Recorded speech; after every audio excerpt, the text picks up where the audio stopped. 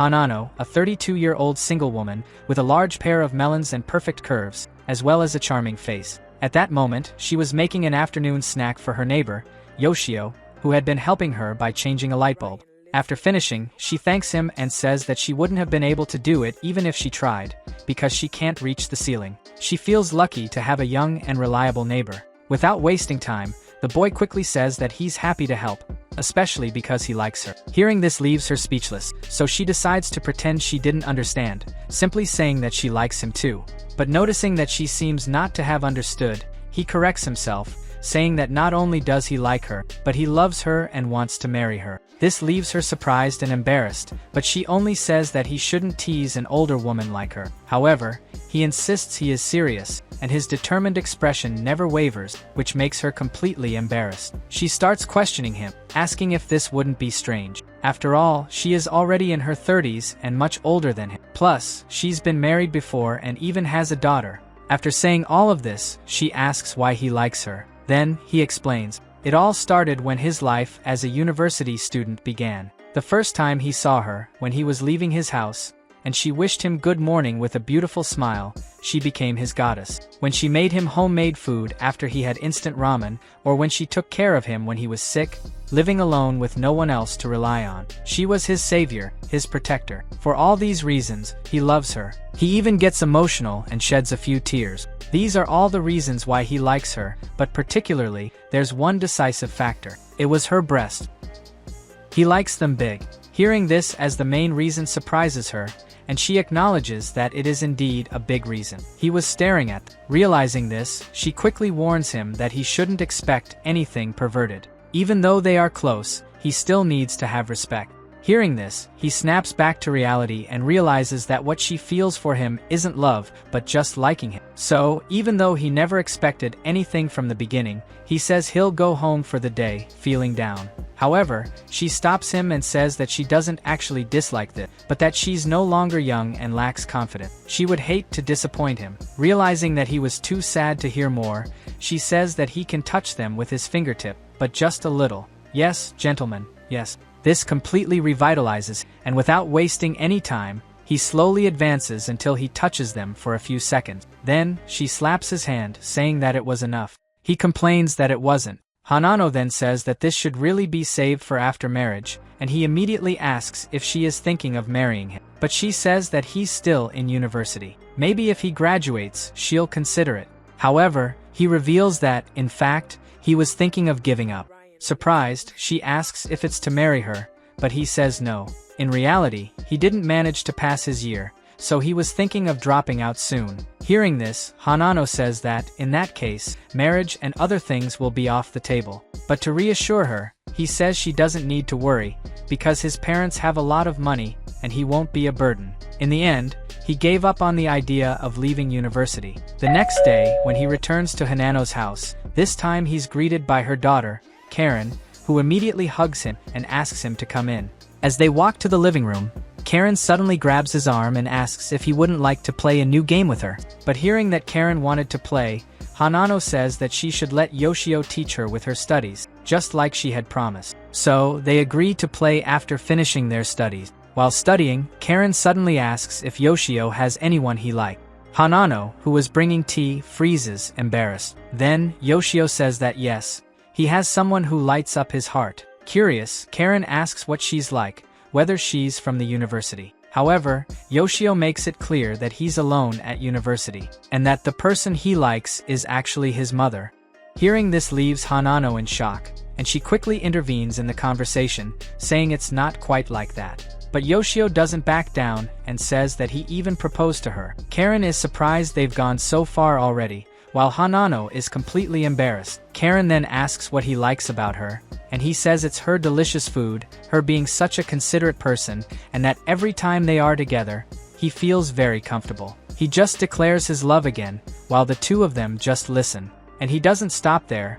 He also says that she is a mature woman, but when she laughs, she becomes a girl again, and that's adorable. This is the part that really makes his heart race. While Karen eagerly listens for more, Hanano doesn't even know how to react anymore because of how embarrassed she is. And of course, he couldn't fail to mention the decisive factor, which were her big melons. With his eyes shining, Karen then asks if her mother plans to marry Yoshio. Trying to avoid a direct answer, Hanano asks if it wouldn't be complicated for Karen to suddenly have a new father, to which Karen replies that yes, it would be. So Hanano holds on to that and says that this is not just her problem when it comes to marriage, so she can't answer that so easily. But then Karen asks, what if she says she's okay with it?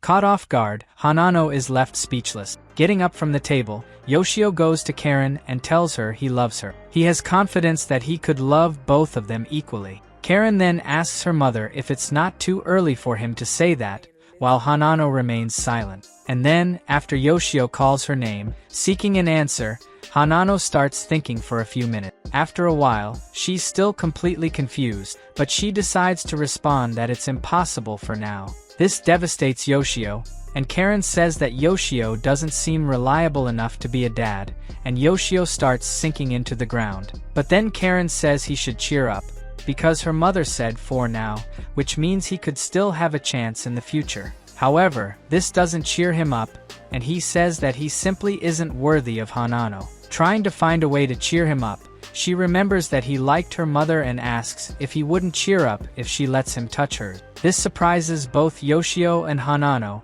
and he then remembers that she had called him to play that game before. Suddenly, he cheers up again, but Hanano quickly asks them to stop right there. Yoshio asks her not to interfere, and she tells him not to get too excited and starts scolding them both. Yoshio then says that he was just trying to heal his broken heart. Looking at him crying, Hanano says that she didn't completely reject him and still thinks he's a good boy. When Karen grows up, he can talk to her about it, but he didn't quite understand what she meant. When he heard that he should finish university first, he immediately remembered he doesn't want to go and refuses. Back to square one. The next day, Hanano was focused on work while Yoshio and Karen played video games in the living room. Yoshio confesses to her every day, and although she is happy about his feelings, it's quite embarrassing. Another thing that makes her even more self-conscious is her secret. She actually works as an adult manga artist.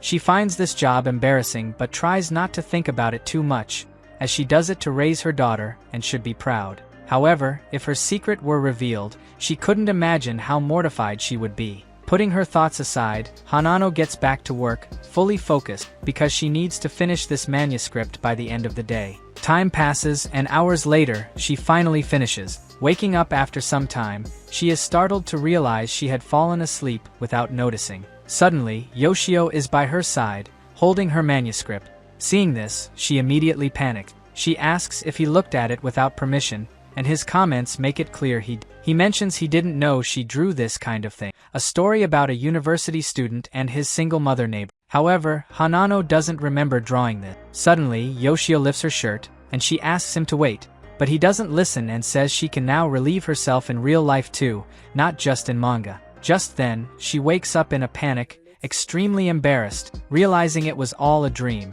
Checking the time, she remembers she already sent the manuscript, was so tired that she fell asleep, and now needs to make dinner for Karen. Suddenly, Yoshio shows up and says he bought sushi for her and some snacks for Karen, who's in the bath. Not only that, but he also bought her some medicine for her stiff shoulders. She thanks him, and he comments that being a manga artist must be tough. Hanano is completely shocked and asks what he just said. Yoshio then realizes he said something he shouldn't have. Hanano demands to know who told him, and he reveals that Karen mentioned it, saying something like, "Mom draws Ecchi manga." This leaves Hanano in tears, overwhelmed with embarrassment. Yoshio grabs her arm, asking her to calm down. This moment reminds her of the dream, but to her surprise, or dismay, he comforts her, saying she shouldn't be ashamed of her work because she's doing it honestly to raise Karen. Touched and embarrassed, Hanano suddenly feels dizzy from standing up too quickly and unintentionally leans on Yoshio. At that moment, Karen comes out of the bath,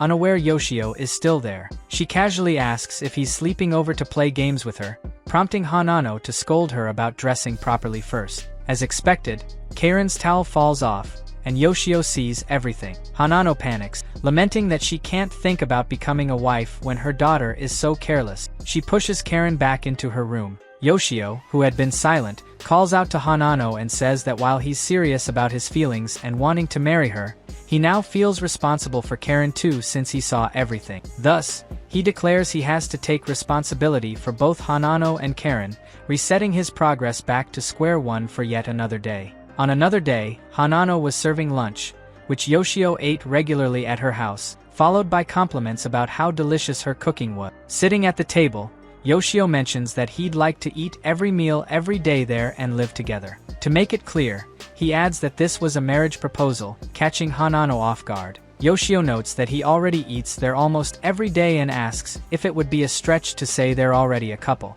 Hanano responds that yes, it would be. Realizing this, he concludes that if they don't seem like a couple, he must just be coming over to eat, which Hanano agrees with. Yoshio then asks what Hanano thinks is essential for married life. She lists the basics like helping each other, and Yoshio starts thinking, cooking? He can rule that out. Housework? He's not good at it, so he rules that out too. Among all the options, he decides the only thing he can do is hug Hanano. Hanano asks if that counts as supporting each other, and Yoshio replies that hugs can reduce stress and suggests they try it. Unfortunately for him, Hanano says she doesn't want to because there's a line they shouldn't cross. She also adds that she's not an easy woman who can be won over with just a hug.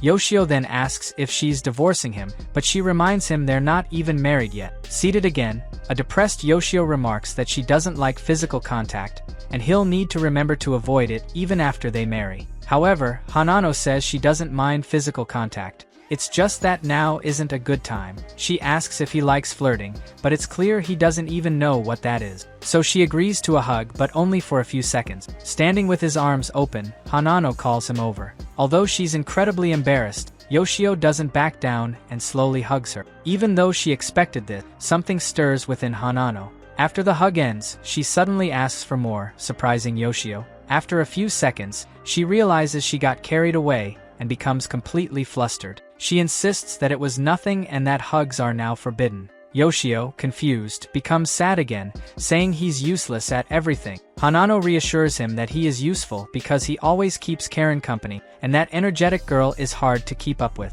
Yoshio is like a lifesaver. This gives him the brilliant idea to dedicate himself entirely to being a homemaker, as he doesn't want to be part of society anyway. And with that, he's back to square one. The next day, Karen and Yoshio were talking in the living room when Karen asked if he had proposed to her mom and been rejected. He admitted he had, looking dejected. But then Karen said that if he became a reliable man, she thought her mom would like that, so she wanted to help Yoshio become one. Karen's enthusiasm distracts Hanano from her work.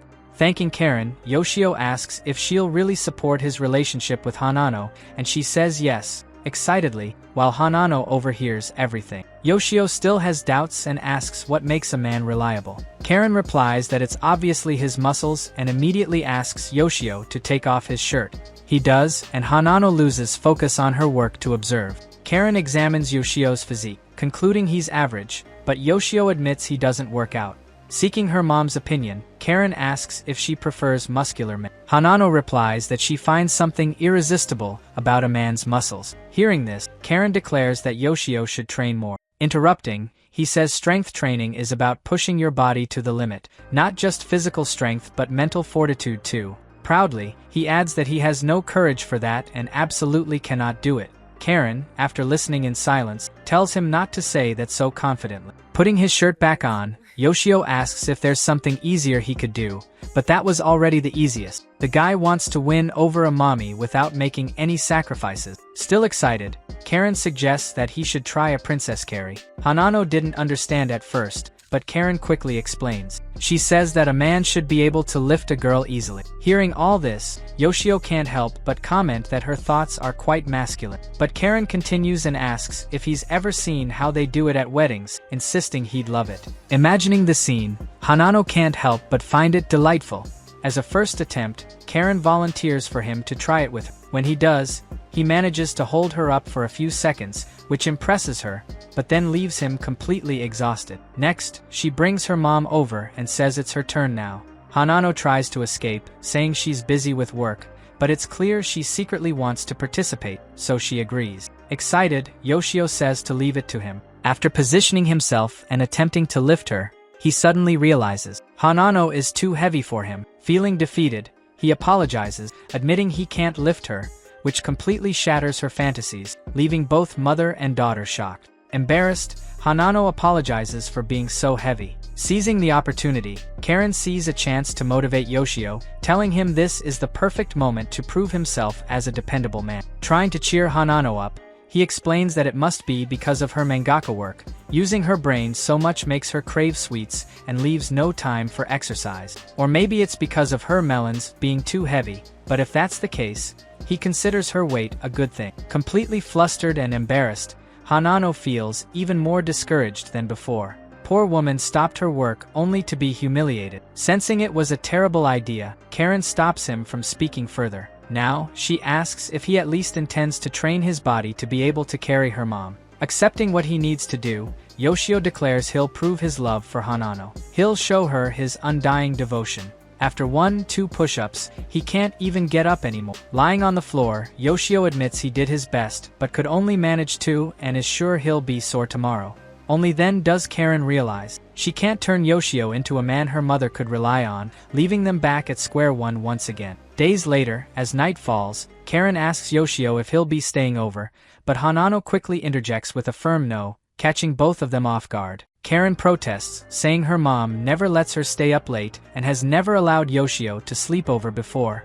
Hanano explains that there are limits and, besides, Yoshio is a man, so it would be a bit inappropriate. However, Karen doesn't understand that last part, and Hanano merely states that it's inappropriate because it is. She also adds that she knows Karen just wants to stay up late playing games, which would be bad for her health. Karen, unconvinced, throws a tantrum, insisting she wants to play longer with Yoshio. Hearing all this, Yoshio says it's fine because he has the time anyway, but Hanano just tells him to stay quiet. Still upset, Karen says it wouldn't be a problem if her mom would just marry Yoshio already and presses her about why she won't accept his proposal, cornering Hanano. Enjoying the situation, Yoshio says he'd be fine with it, but Hanano tells him to stay out of it. When Karen asks her directly, Hanano replies that marriage isn't something you can decide so easily, and no means no. This only irritates Karen further. And as a final move, she jumps into Yoshio's arms and declares that if her mom doesn't want him, then she'll take him for herself. In shock, Hanano doesn't even know how to react, but Karen continues, saying that when she turns 16, or 18, she'll marry Yoshio so he can stay over without any issues. It's worth noting that in Japan, the age of consent for marriage is indeed 16 for women and 18 for men, but parental consent is still required for minors. Yoshio hears this and starts imagining Karen as his bride and Hanano as his mother-in-law. Somehow, this excites him, and he buys into Karen's idea, agreeing to the simple yet immoral way of staying over. However, at her limit, Hanano asks what on earth they're talking about. Only then does Yoshio realize the gravity of the situation and proposes a more realistic compromise. He says he'll stay only until 10, no, 9, and then head home. He asks Karen if that's okay, and with no other choice, she agrees. With that settled, Hanano allows him to stay until 9 sharp. This puts cheerful smiles on Karen and Yoshio's faces, while Hanano merely asks them to keep the noise down as she goes to work. After playing for some time, before it even reaches 9, Karen is already falling asleep. Yoshio carries her over to Hanano, who isn't surprised, and takes her to her room. Karen tries negotiating for 20 more minutes, but she's already half asleep. Before drifting off completely, she asks her mom to play with them next time. Hanano agrees, and with that, Karen finally falls asleep as her mother watches over her. Back in the living room, Hanano thanks Yoshio for keeping Karen company, but he says there's no need, as he had fun too. Smiling, Hanano mentions that being able to play games like that and have fun like a child makes her a bit envious. Yoshio misunderstands and reassures her she doesn't need to be jealous because he loves them both, Karen and Hanano, equally. Then, speaking seriously, he says that if they were to get married, he could always spend time like that with Karen. Unlike before, Hanano reflects on this more seriously. She moves closer to Yoshio and teases him, asking if she should agree. This completely catches him off guard, but then she quickly says no and tells him to try again another time. Returning to her work, she wonders if maybe she went too far with her teasing. One day, Hanano finds Yoshio terrified and asks Karen what happened. She explains that he became like that after they watched a horror movie together. Karen tells him that if he gets so scared, He should let her know beforehand since she doesn't want to force him into doing something he doesn't want to. Recovering slightly, Yoshio says he can't do that because he's willing to do anything Karen asks, no matter how much pain it causes him. She's happy to hear that but warns him that saying things like that will only make her worried, so she wants him to stop. Yoshio notices it's getting late and decides to head home, and they both wish him a good night. Alone with her mom, Karen expresses concern, which Hanano doesn't understand. Karen explains that Yoshio lives alone, and she would feel bad if he got too scared to fall asleep. Hanano, now also concerned, says he's a boy and will be fine. Teasing her, Karen asks if Hanano wants to sleep over at Yoshio's place, but Hanano just tells her to stop and go take a bath. The next day, Yoshio shows up at their house with huge dark circles under his eyes. Hanano asks if he couldn't sleep the previous night, and he admits that's the case. Exhausted, he asks if he can rest there, and she agrees. Watching him, Hanano realizes he ended up like this because he was keeping Karen company, which makes her feel guilty. She remembers how Karen used to get scared too, though not by ghosts or anything like that. Karen was afraid of thunderstorms. What would calm little Karen back then was sitting on her mother's lap and burying her face into her chest, using them as a protective barrier. Hanano quickly snaps back to reality, discarding the idea of doing the same with Yoshio. Instead, she thinks of another way. Slowly approaching him, she gently takes his head and lets him rest on her lap, telling him that everything will be fine. Looking up, Yoshio sees this beautiful view and is left speechless. He realizes a dream he never knew he had.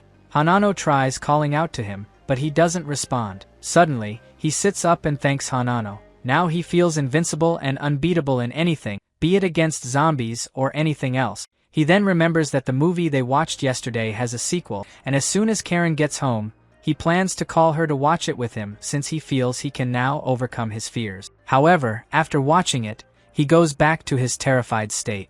And that's where we'll stop for now. If you enjoyed it and want a continuation, please leave a like, a comment, and, if possible, subscribe. It would help me a lot. See you next time.